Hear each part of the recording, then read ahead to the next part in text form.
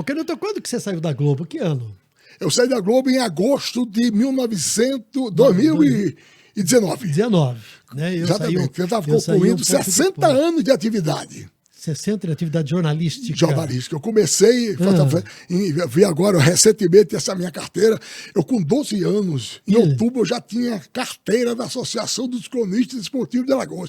Significa que eu já era mais ou menos profissional, porque era meio amador na época, né?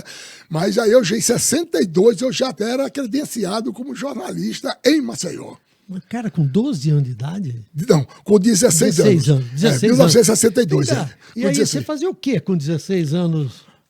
Rapaz, eu estudava, mais ou menos, né? Não era, vou dizer, o exemplo do estudo, mas aí eu comecei a fazer crônica esportiva, que, aliás, dizem que quem faz jornalismo esportivo realmente com verdade e com uma certa eficiência, ele está preparado para fazer qualquer coisa. Difícil é escrever especificamente sobre esporte, principalmente naquela época que era futebol. Então, eu ganhei uma credencial gratuita, não merecia, não tinha como receber, mas é que meu pai tinha sido presidente tampão lá da Federação Alagoana de Futebol, e como eu ia sempre à federação, eu estudava bem de frente, eu sabia tudo de futebol. Aí uma vez dessa, a secretária da federação disse, olha, tem aqui um permanente seria uma credencial.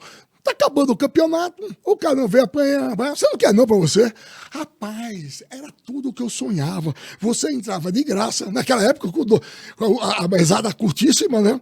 Você entrava no campo, quer dizer, você estava dentro daquilo que o torcedor adora, que é a fofoca, aquele bastidor do futebol, das partidas de futebol. O dia que eu fui lá, o cara me barrou. Não me barrou, ele questionou. Eu perguntei, mas menino, eu era menino mesmo, tu és cronista mesmo?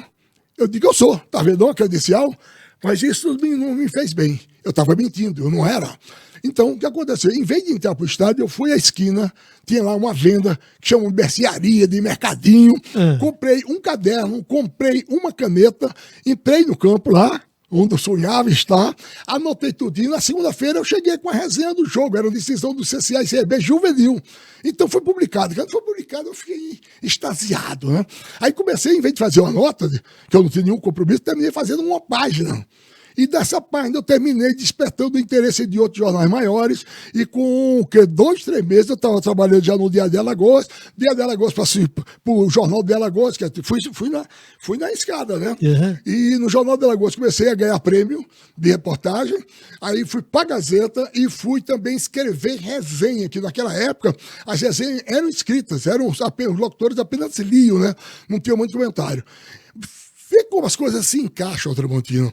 No meio disso, eu achei que a resenha era uma coisa muito monótona, porque era um falando com o outro. Eu disse, rapaz, vamos fazer o seguinte, no meio aqui, vamos botar uma entrevista com aquele que seria o personagem do dia. Ele falando, ele contando a história, ele personagem do fato. Mas ninguém queria fazer, ninguém fazia. Porque o rádio era muito bico naquela. Aí eu resolvi fazer um gravador imenso. E eu chegava nos treinos procurando pomada no estadinho. Já pensou? E isso terminou acontecendo, porque eu cheguei lá já quebrando algumas normas, porque o pessoal elogiava muito o diretor e jogador, né? Ninguém tinha coragem de peitar. E eu já cheguei quebrando isso, fazendo denúncia, fazendo perguntas mais incisivas, porque eu estava encantado, e com isso eu me aprimorava, eu lia, eu via, eu fazia tudo para amanhã ser melhor do que hoje, né? Então, com isso, aconteceu. Aí eu fui por fazer a transmissão esportiva. Aí lanchou de vez a carreira. Ô Canuto, você está contando que você começou, você entrou no estádio e lá com o teu caderninho, né, com a canetinha que você comprou na esquina, na venda, e começou a escrever. Os teus pais faziam o quê? Meu pai era dentista. Minha mãe era professora. E eles, o que achavam nessa época de você fazer essas coisas? Papai estranhou muito. Meu papai estranhou muito. Aí depois deu força.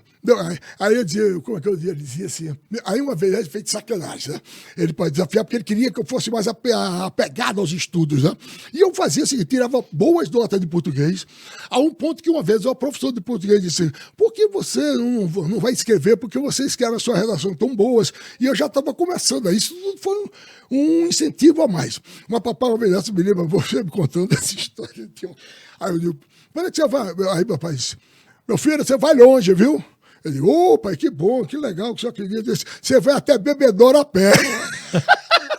Bebedouro é onde ficava o estádio do Butãs, que era o estádio do CCA, que era mais longe do que o da Pajuçara, né? Eu digo, filho da peste, mas eu vou mostrar.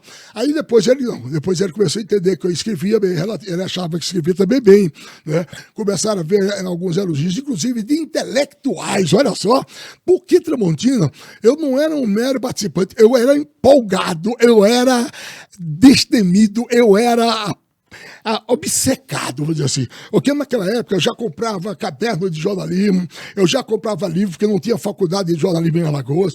Eu lia muito esse pessoal, João Saldanha, Armando Nogueira, esses grandes colunistas, e também os grandes jornalistas, tipo Vital Batalha, Flávia Dalto, Eloy Gertel. Via também que o pessoal do Rio via o Sérgio Noronha, também, o Demário Toguion, extraordinário também. Então, eu acompanhava esse pessoal e via o texto. E dei a sorte de, logo cedo também, em 72, já ser correspondente do Jornal da Tarde. O pessoal daqui de São Paulo, quem sabe da história do Jornal da Tarde, tem saudade. Quem não sabe, o Jornal da Tarde era um jornal que acabou com aquela história de líder, sublíder e tal. Ele já veio como um espírito mais literário, que chamava Novo Jornalismo, que foi um das pilastras dessa história, foi o Gay Talese, né? Que escrevia... Jornalista americano.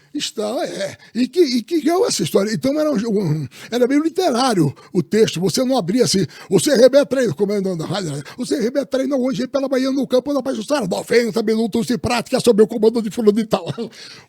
Ele já era diferente, né? Eu me recordo uma vez dessa, e de que o São Paulo foi jogar em Maceió, né? Jogar em Maceió e tinha uma série de dúvidas. Né? Então era um jogo já do Campeonato Brasileiro, alguma coisa, e a gente começava assim, Poi ficou embaixo de um coqueiro, na sombra do coqueiro, tomando água de coco, enquanto pensava em como escalar o time do São Paulo. Era diferente. O técnico tem várias dúvidas, não sabe ainda que é o lateral. Então tinha essa história que exigia um pouco mais de criatividade. Então eu fui forçado a participar dessa escola, fui aprendendo, fui absorvendo conhecimento. Chegava jornalista de fora, eu não tinha mais ídolo. Depois de certo tempo, eu não tinha ídolo de jogador, eu tinha ídolo do jornalismo. Então chegava alguém acompanhando essas delegações, esses times fantásticos, e pessoal com muito mais experiência, eu colava nele para ver como era que eles trabalhavam. Então, a vida foi me favorecendo, foi me dando desafio, foi me favorecendo também com bons exemplos e com uma boa escola, e aí eu fui tocando a rolo.